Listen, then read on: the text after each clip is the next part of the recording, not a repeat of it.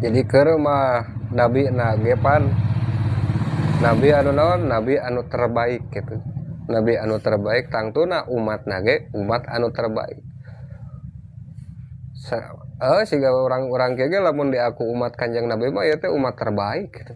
Nyage geringan gitu ya. Dibandingkan kagagahan mah jeung umat-umat baheula mah gitu jauh misalnya tuh gitu. Tapi gitu-gitu ge itu aya cap khairul umam gitu.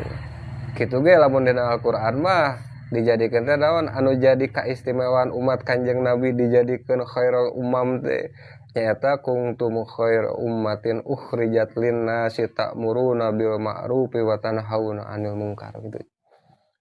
Jadi umat Kanjeng Nabi teh dijadikeun umat terbaik teh karena naon?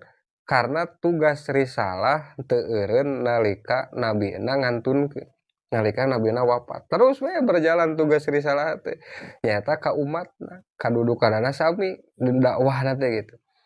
Jadi naon ta'muruna bil ma'ruf wa tanhauna 'anil munkar.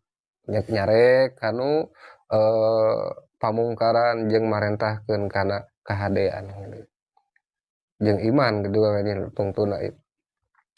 Kuntum khaira ummati ukhrijat linnasi ta'muruna bil karena nya tugas risalah teh nalika Kanjeng Nabi gitu nya ngantunkeun gitu nya dina dohir tah tugas risalah nanti terus we teh ka urang ayeuna teh aya umat baheula mah nya nabi na teh aya entos we engke we nungguan aya di nabi gitu nungguan di aya nabi sehingga dengan zaman Kanjeng Nabi itu zaman Kanjeng Nabi Isa dugikeun ka Kanjeng Nabi teh disebat zaman patroh gitu nya zaman baheula tidinya teu aya nabi anu diutus aya nabi ngan teh rasul teh aya gitu jeung depan bedana ai nabi mah nya khusus we di dinya